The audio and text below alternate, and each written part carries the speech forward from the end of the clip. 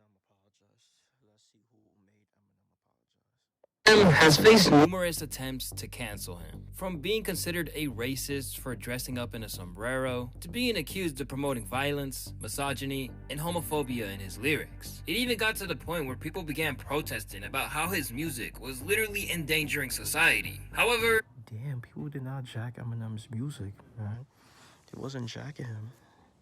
there has only been one instance where he chose to apologize, at least when it comes to him dissing another rapper, and that rapper is Tyler, the Creator. Hi, I'm Luesta.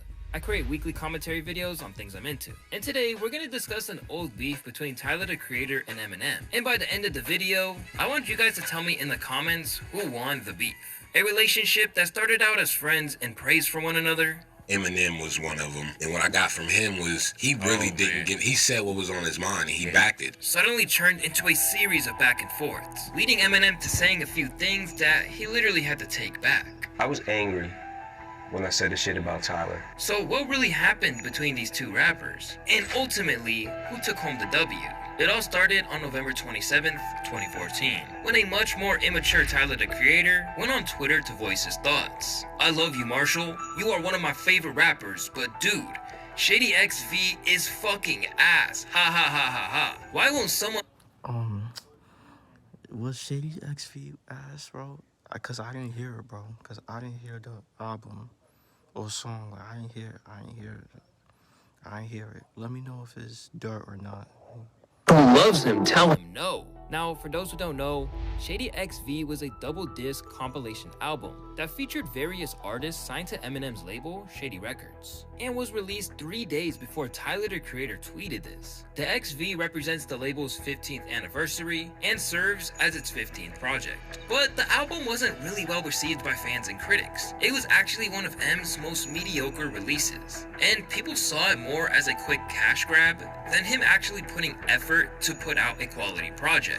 The album received a 2 out of 10 by Pitchfork and a 4 out of 10 by The Needle Drop, and overall, fans were just not feeling this one. However, what Tyler, the Creator, said was messed up for a couple of reasons. For one, Tyler, the Creator once saw Eminem as an idol, and he was pretty public about it. Just taking a look at his catalog early in his career, you can see that his music took a ton of inspiration from Slim Shady. From using his music to make fun of and take shots at mainstream pop stars like Bruno Mars, Robbing him, I'll crash that airplane at that nigga Bob's and then stab Bruno Mars in his goddamn esophagus. to saying some of the most out-of-pocket shit, like raping a pregnant woman to tell his friends he had a threesome. And when the two Tyler Creator is wild, bro. He be wildin', bro. And I ain't gonna lie, I never listened to Tyler Creator. I'm not really a fan of Tyler Creator. I wasn't a fan of Tyler Creator's music when he was like back then, bro. Like, I wasn't a fan of his shit. first met in Ireland back in 2011, the first thing Tyler, the Creator, did was praise him for his album Relapse, which he declared as one of his favorite albums of all time. And he literally checked it off as a life goal of his that he finally completed when he met Eminem. So it's almost as if Tyler, the Creator, quite literally ripped a page out of the Eminem handbook to start his career. And well, I mean, dissing your idol's latest album and voicing it to millions of people on the internet isn't always the best idea. However, he would later say in an interview with Funk Flex that although he loved the album Relapse, he believed that Eminem switched up his sound on his next album titled Recovery, which he believes was due to Relapse receiving a poor and critical reception. And this really disappointed Tyler, as he felt like Eminem was no longer trying to fulfill his core fan base. It was like, this is the aesthetic and what I want to go with. And he went 100% with what he liked on there. People trashed it. He came with the recovery. He gave it what everyone wanted. With the pop hooks, the shit worked. And that album was dope. Everyone gave high five. The fans that didn't really like it, I want the old him. I want the Marshall Mathers LPM. It feels like he read that and was like, damn, you know what? Fuck. Let me go back and try to rehash a moment. And when people go back, that is the grossest fucking thing. Move forward. Get what you're into for real. But the thing is that Tyler was clearly not the only one voicing his distaste about Eminem's newer work. In fact, it was very common at the time for people to say that Eminem low-key fell off, and that his newer songs were kinda cringe. The worst bar on this track being, actually just shit on my last chick because she has what my ex lacks. And this really all stems back to a long 5-year hiatus that Eminem took in 2006, when he took some time off to recover from entering a drug-induced coma that literally almost killed him. This motivated him to go to rehab, get clean, and stop doing drugs altogether, which he's still keeping up to this very day. However, That's good. I mean, I'm clean. That's good. That's good. Glad he like, you know, surpasses demons, you know. That's good. this change was built into Eminem's music, and many of Eminem's core fan base has felt like he lost touch with his roots from when he first entered the game. So many believe that Tyler the Creator was simply speaking the truth, and that Eminem should actually appreciate the fact that someone with as much influence as Tyler the Creator is still carelessly voicing his honest opinion. But Eminem didn't initially respond to this tweet. However, Tyler the Creator doubled down 3 years later, and this is Dear God, this song is horrible. She's hot as fuck. Damn.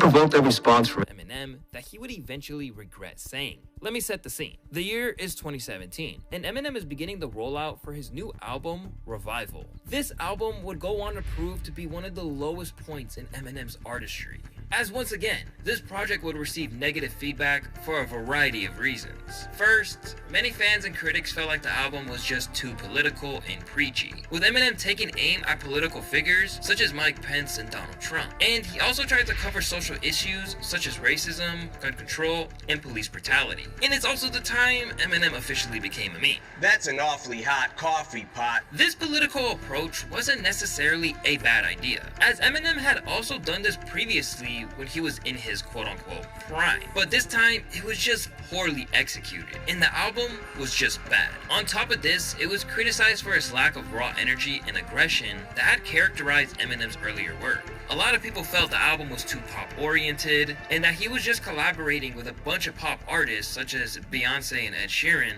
which came off as him trying his absolute hardest to go mainstream. And of course, the most obvious flaw was the album's production, feeling that it was overly polished and lacked the gritty underground sound that once again had made Eminem's earlier albums so popular. Overall, Revival was criticized for not living up to the high standards set by Eminem's previous work, and for being too polished and commercial in nature. And everyone saw how bad this album was going to be when Eminem decided to release one of the album's first singles, Walk on Water. When he dropped this song, he was already receiving a ton of negative criticism from tons of media outlets and public figures, one of which was of course Tyler the Creator, who once again took to Twitter to state how the song was horrible. Now, he didn't directly tag Eminem, but it's clear that this was a shot due to the date of the tweet being November 10th, 2017, which was the exact same day he released the song. Again, Tyler was not the only one saying this song sucked. I mean, to be honest, it was pretty weak. And when the album dropped, its performance was proof. I never heard of that song. I never heard of the song. Do y'all think it's weak? Was it good? Was it bad? No. That Eminem's vocal grace was undeniable. The album was his lowest selling album ever, despite the fact it still sold nearly 200,000 units its first week. It's crowned as one of the worst hip-hop albums of all time, up there with The Big Day by Chance the Rapper and Supermarket by Logic. And this is the same man who made the Marshall Mathers LP, an album that went on to sell almost 2 million copies in its first week. So clearly, Eminem had to do something after putting up such a poor performance, as every hip-hop media outlet was letting it. Yeah, but yeah, every rapper has his good songs. Every rapper has his bad songs. You know that's what it is, bro. Some people are not gonna like. Some people are not gonna jack that song. Some people is not. Some people are not. You know, like it is what it is. You know. Have it, claiming how he fell off, and nearly every album review page was giving it a low rating. Even Eminem's core fanbase couldn't defend this one, other than Royce the 5'9", who literally deserves an award for how much he capped about liking this album. You talking about the Revival album? Oh, that's so frightening. Royce is like Royce the 5'9", you know, like that's Eminem's friend, you know, that's his man's, you know. That's like a ride or die. That's a ride or die. I fucking love it. I love it. I listen to it every day. Stop the cap.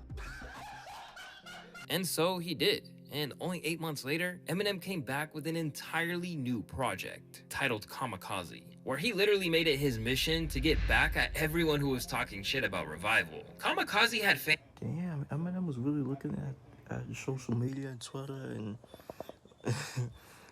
people be talking hot about that. As hype. As it was being promoted as Eminem returning to his roots, while also showcasing a bit more social awareness. He released it out of nowhere. This time, there was no announcement of when it would drop, or any lead single, or anything like that. And on top of this, it was executively produced by Dr. Dre. And just like the old days, Eminem stirred up a bunch of controversy with this album. Mainly for the fact he name-dropped so many people on this project. From Joe Budden, to Charlemagne, to Lord Jamar, and of course, Tyler, the Creator. But out of the long list of celebrities he took shots at, there was only one person that he apologized to. And it was for the diss to Tyler, the Creator, that came on the song titled The Fall. In this track, he directs a derogatory homophobic comment towards Tyler, the Creator, referencing the rapper's sexuality. The ripper back in business, Tyler, create nothing. I see why you call yourself a bitch. It's not just cause you lack it. Oh, nah, he violated. I see why you call yourself you know. Eminem appeared to be unaware of the evolving influence and sensitivities surrounding the LGBTQ+ community in today's cultural landscape. He may have been accustomed to a time where he could use homophobic slurs without facing any significant consequences. Nah, back in the days, rappers could say that. But nowadays, like, you can't say that unless you want to be like canceled and all that, you know. Because people nowadays is sensitive, you know. They get sensitive over everything, you know. Feel me?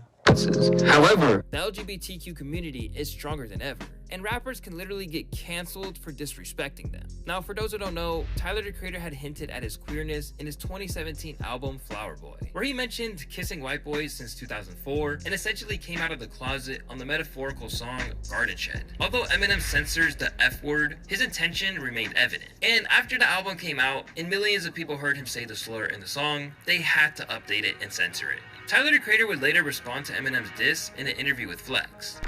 Favorite rapper really inspired me. I don't like his new stuff, and he doesn't like that. I don't like his new stuff, and he dissed me on his last album.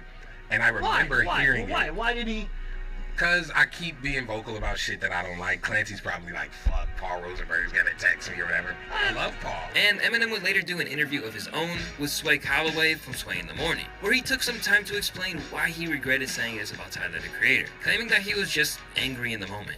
I was angry when I said the shit about Tyler. He would then go on to say why he felt angry with Tyler in the first place, referring to the tweets I mentioned earlier. Every time I saw this kid, like, always so cool to me. You know what I'm saying? Like, I loved his energy, like everything, you know what I'm saying? Like, he was a funny dude, like, he's super charismatic and shit. But I'm sitting back like, man, at what point do I have to say something just to defend myself? And I think that the word that I called him on the album was, on that song, was one of the things where I felt like this might be too far. But what do you guys think about this whole situation? Did Eminem really need to respond with an apology, or did Tyler get what he deserved by dissing Eminem, and for being a little two-faced? What y'all think, bro? Like, do y'all feel like Eminem, nah, he don't need to apologize to Tyler, Creator? Like, do y'all feel that way, or like, you know, like, or do y'all think, like, you know, like Tyler was just, you know, do y'all think Tyler was, you know, just saying his opinion, like, just being a fan of Eminem, like everybody else, like, being, like, you know, giving, do y'all think Tyler, Creator, was giving, like, you know, constructive criticism to Eminem's album? You know, let me know what y'all think. Make sure y'all like, comment, subscribe. Y'all know the vibe. If you're just checking out, you are.